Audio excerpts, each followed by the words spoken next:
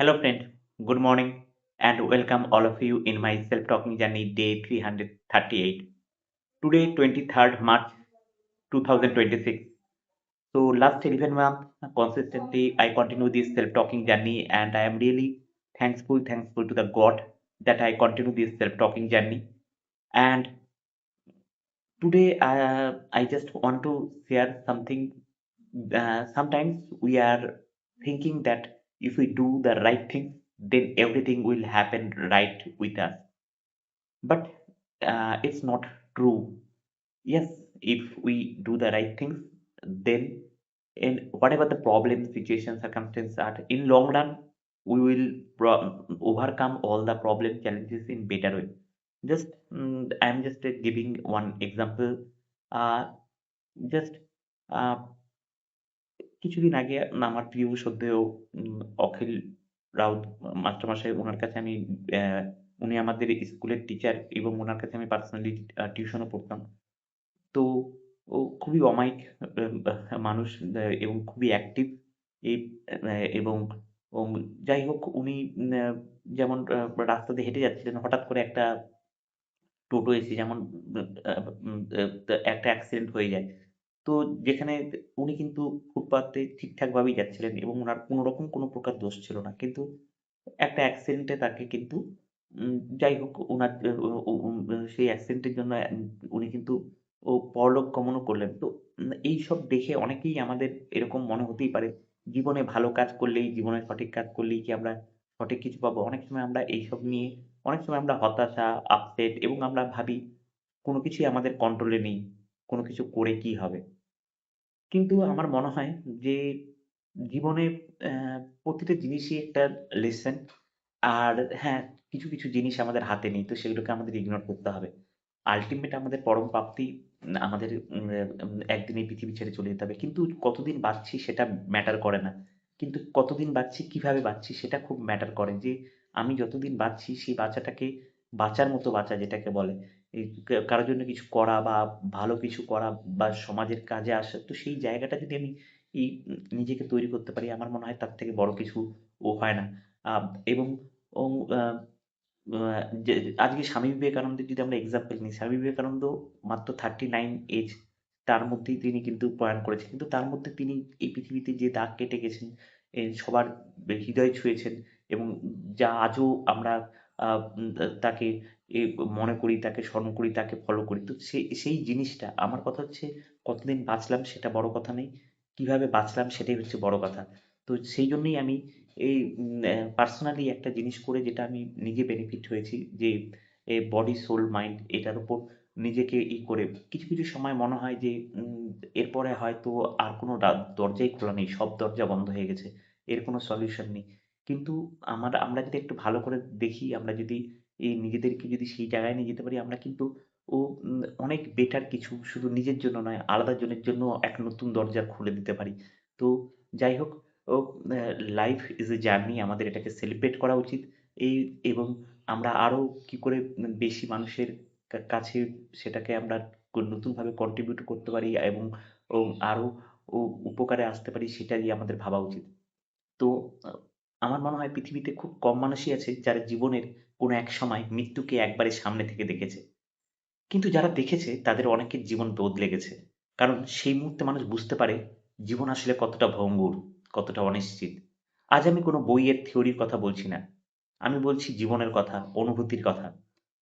এই অনুভূতিটা আমি আমার প্রিয় বন্ধু ঢোল ন্যা যে কিনা আমাকে খুব ইন্সপায়ার করে, মোটিভেট করে এবং তার একটা সে নিজে এ উম আ একটা সিরিজ লিখেছে এবং সেই সিরিজে তার যে জীবনের একটা অনুভূতি সে সেটা শেয়ার করেছে। আমার মনে হয় সেই অনুভূতিটা আমাদের আমরাও যদি সেটাকে একটু ভালো করে লক্ষ্য করি আমাদের জীবনেও অনেক কাজে লাগবে। যেমন সেই অনুভূতির কথা আ সেই গল্পটা আমি আজকে শেয়ার করছি। কারণ হয়তো এই গল্প আপনাদের জীবনে নতুন কোনো ও ভাবে ভাবতে বাধ্য করবে।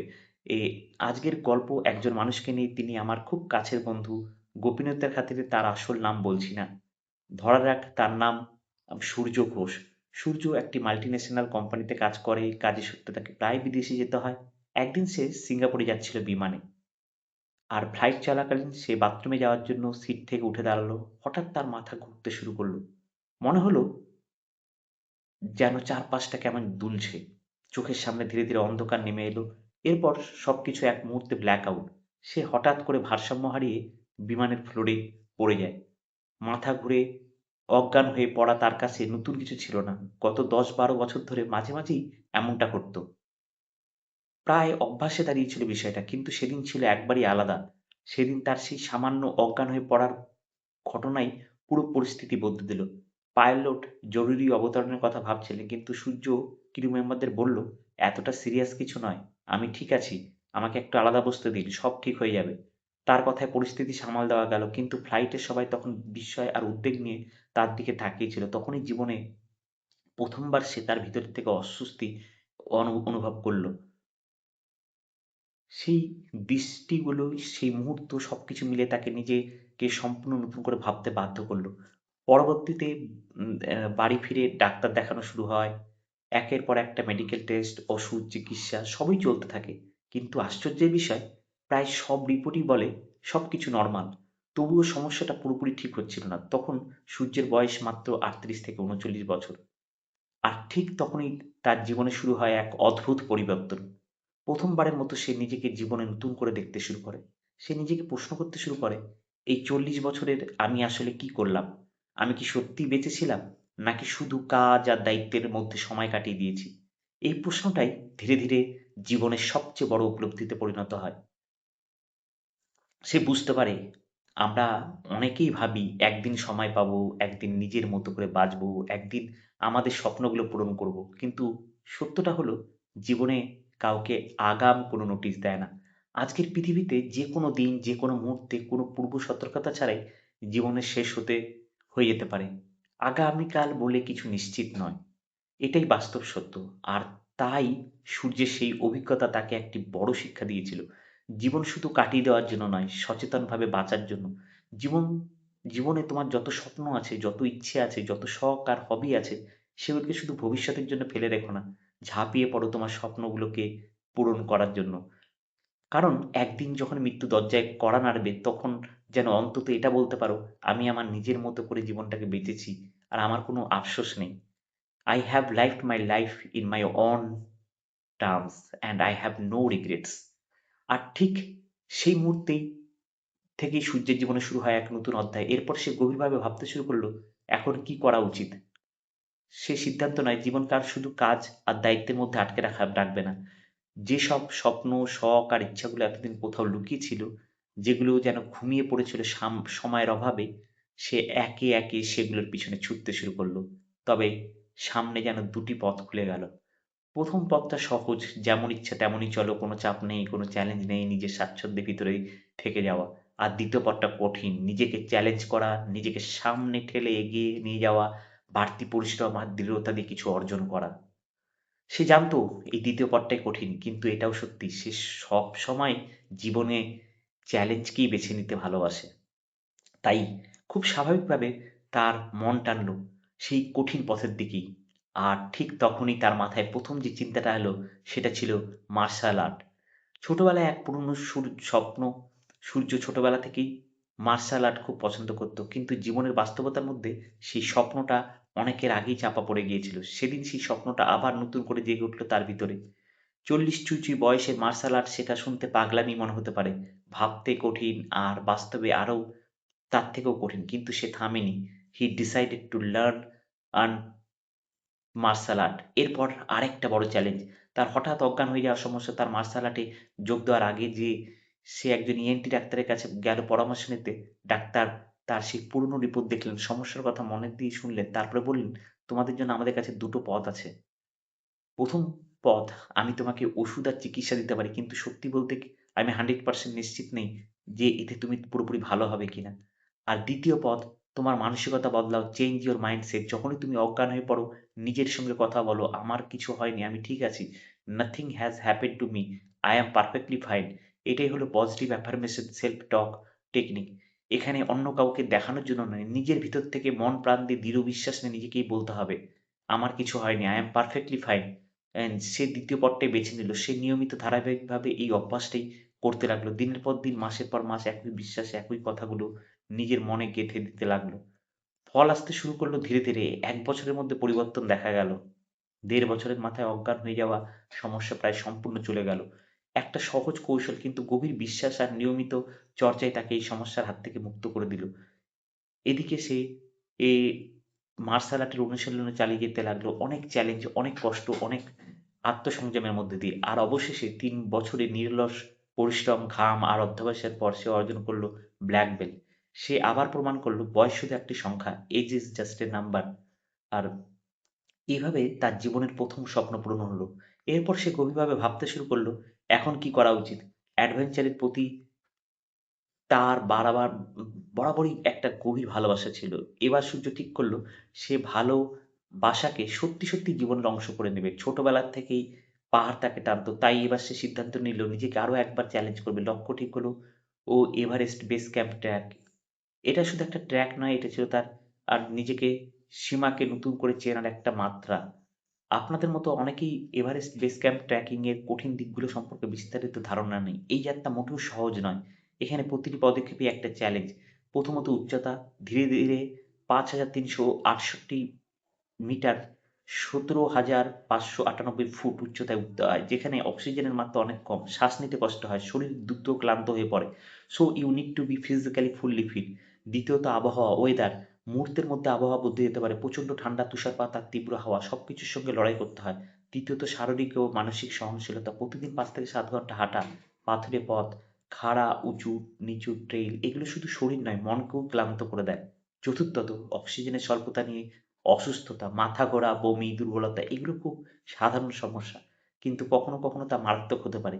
এই সবকিছু মিলিয়ে এভারেস্ট বেস ক্যাম্পে ট্রেকিং আসলে শুধু একটা ভ্রমণ নয়, এটা নিজের ভিতরের শক্তি, ধৈর্য আর ইচ্ছাশক্তির সঙ্গে এক কঠিন লড়াই।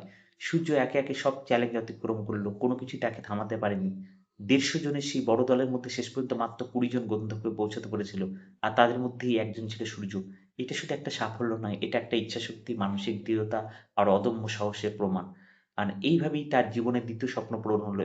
এরপর সে গভীরভাবে ভাবতে শুরু করলো এখন কি করা উচিত। বাইক রাইডিং এর প্রতি তার বরাবরই একটি গভীর ভালোবাসা ছিল। কিন্তু সে নিজেকেই প্রশ্ন করলো, সবাই তো বাইক চালায়, তাহলে আমার আলাদা পরিচয় কোথায়? ইউনিক্স এর কোথায়? ইউনিক্স কোথায়? ইউনিকনেসটা কোথায়? এই প্রশ্নই তাকে নতুন সিদ্ধান্ত নিতে বাধ্য করলো। সে ঠিক করলো শুধু বাইক চালানো নয়, এমন কিছু করতে হবে যা চ্যালেঞ্জিং, যা তাকে আলাদা করে তুলবে ধরবে। তাই তার পরবর্তী লক্ষ্য হয়ে উঠল মোটর বাইক করে বিশ্বের সবচেয়ে উঁচু রাস্তা লাদাখের দুর্গম পাহাড়ি পথ জয় করা। এটাই শুধু একটা রাইড নয়, এটা ছিল প্রকৃতির সঙ্গে লড়াই, নিজেকে সীমাকে আরো এক ধাপ এগিয়ে নিয়ে যাওয়ার আরেকটা সাহসী অধ্যায়। আর এমন আরো অনেক স্বপ্ন যেগুলো একসময় শুধু মনে ছিল, সেগুলোকে একে, একে বাস্তবে পরিণত করতে শুরু করলো। কারণ সে বুঝে গিয়েছিল জীবন অপেক্ষা করে না। তাই স্বপ্নগুলোকে অপেক্ষা করিয়ে রাখারও কোনো মানে নেই। আমরা অনেকেই ভাবি একদিন সময় পাবো, একদিন নিজের মতো করে বাঁচবো, একদিন আমাদের স্বপ্নগুলো পূরণ করব। কিন্তু সত্যটা হলো জীবন কাউকে আগাম কোনো নোটিশ দেয় না। আজকের পৃথিবীতে যেকোনো দিন যেকোনো মুহূর্তে কোনো পূর্ব সতর্কতা ছাড়াই জীবন শেষ হয়ে যেতে পারে। আগামীকাল বলে কিছু নিশ্চিত নয়। এটাই বাস্তব সত্যি। আর তাই সূর্যের সেই অভিজ্ঞতা তাকে একটি বড় শিক্ষা দিয়েছিল। জীবন শুধু কাটিয়ে দেওয়ার জন্য নয়, সচেতনভাবে বাঁচার জন্য। জীবনে তোমার যত স্বপ্ন আছে, যত ইচ্ছে আছে, যত শখ আর হবি আছে সেগুলোকে শুধু ভবিষ্যতের জন্য ফেলে রেখো না। ঝাঁপিয়ে পড়ো, তোমার স্বপ্নগুলোকে ধরো, সেগুলোকে পূরণ করার চেষ্টা করো। কারণ একদিন যখন মৃত্যু দরজায় কড়া নাড়বে তখন যেন অন্তত এটা বলতে পারো আমি বাঁচতে চেয়েছিলাম আর আমি সত্যিই বেঁচেছিলাম। যেন কোনো আফসোস না থাকে আর আমি করতে পারতাম কিন্তু করিনি। কেন আমি এই গল্পটি লিখলাম? এই গল্পটি লেখার উদ্দেশ্য কাউকে ভয় দেখানো নয় বা কোনো নাটকীয় ঘটনা শোনানো নয়। আমি এই গল্পটি শেয়ার করছি শুধু এই কারণে, সূর্যের জীবনে ঘটে যাওয়া সেই ছোট্ট ঘটনাটি আমাকে একটি গভীর সত্য বুঝতে সাহায্য করেছে। আমরা সবাই জীবনে খুব ব্যস্ত। কেরিয়ার, দায়িত্ব, লক্ষ্য, প্রতিযোগিতা এইসবের দৌড়ে আমরা প্রায় ভুলে যাই যে জীবনটাই আসলে সবচেয়ে বড় বিস্ময়। আমরা ভাবি একদিন সময় পাবো, একদিন নিজের মতো করে বাঁচবো, একদিন আমাদের স্বপ্নগুলো পূরণ করব। কিন্তু সত্যটা হলো জীবন সবসময় একদিনও পর্যন্ত অপেক্ষা করে না। কখনো, কখনো জীবন হঠাৎ করেই আমাদের থামিয়ে দেয়। এবং মনে করিয়ে দেয় সময় খুব সীমিত। এই গল্পটি শেয়ার করার উদ্দেশ্যটাই শুধু একটাই, হয়তো আজ এই মুহূর্তে আপনি একটু থামবেন, নিজের জীবনকে নতুন করে দেখবেন এবং নিজেকে একটি সৎ প্রশ্ন করবেন, আমি কি শুধুই সময় পার করছি নাকি সত্যিই বাঁচছি? যদি এই গল্পটি আপনাকে এক মুহূর্তের জন্য ভাবতে বাধ্য করে, তাহলে এই গল্পটি বলা সার্থক। কারণ কখনো, কখনো একটা ছোট উপলব্ধি একটা সম্পূর্ণ জীবন বদলে দিতে পারে। যদি এই গল্পটি আপনার ভালো লাগে বা আপনাকে এক মুহূর্তের জন্য ভাবতে বাধ্য করে, তাহলে এই গল্পটি শুধু নিজের মধ্যেই রেখে দেবেন না। এটি আপনি বন্ধু বা প্রিয় মানুষদেরকে শেয়ার করবেন।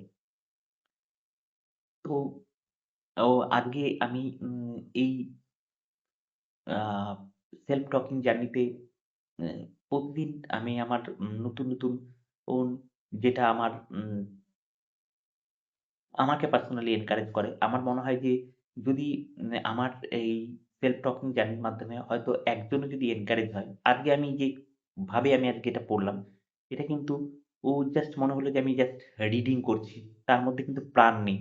তো আমার এখানে নিজের মনে হতেই পারে যে আমি গ্রো করছি না। আমি ভালোভাবে বলতে পারছি না। কিন্তু যেকোনো জিনিস ১ম এ করতে গেলে তার মধ্যে ভুল ত্রুটি থাকে। কিন্তু সেই ভুল ত্রুটি হবে বলে আমি যদি আজকে থেমে থাকি জীবনে, তাহলে কিন্তু আমরা এগোতে পারব না। ভুল ত্রুটি হবে এটাই স্বাভাবিক। কিন্তু সেই ভুল ত্রুটিকে আমাকে দায়িত্ব নিতে হবে, আমাকে রেকটিফাই করতে হবে এবং আমাকে সামনে এগিয়ে যেতে হবে।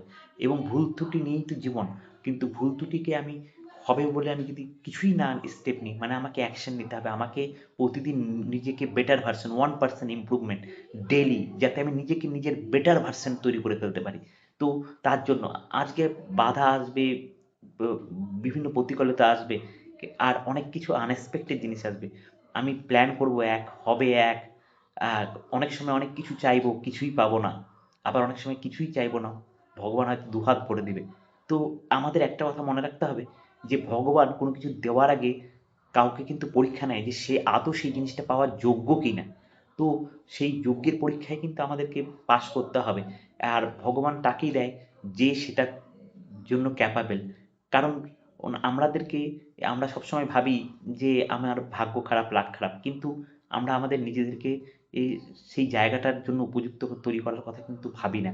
তো আমাদেরকে প্রতিদিন কি করে আমরা নিজেদেরকে যোগ্য তৈরি করব, যাতে আমরা আরো ভালো করে বেশি মানুষের কাজে, বেশি মানুষের উপকারে আসতে পারি। এবং আমরা আমাদের সোসাইটিতে এই একটা ভ্যালু তৈরি করতে পারি। এই একটা অনেক প্রবলেম আছে যে প্রবলেমগুলোকে আমরা অনেক ইজিলি কিন্তু অনেক কিছু ভাবে আমাদের মধ্যে প্রত্যেকের মধ্যে একটা ইউনিক কোয়ালিটি আছে। আমরা কিন্তু বিভিন্নভাবে আমরা সমাজকে অনেক কন্ট্রিবিউট করতে পারি। কিন্তু আমরা যেকোনো কারণেই আমরা সেই জিনিসগুলো ও নিজের যে জীবনের র্যাট রেস তাতে কিন্তু সবকিছু আমরা এতটাই আত্মকেন্দ্রিক হয়ে যাই যে আমরা নিজের প্রবলেমই সলভ করতে পারি না। কিন্তু আমরা যখন নিজেকে দেখব তখন কোনো কিছুই অসম্ভব না। তো আজকে এখানেই আমি আমার সেলফ টকিং জার্নি শেষ করলাম। আশা করি আপনি খুব ভালো থাকবেন। Bye bye, take care.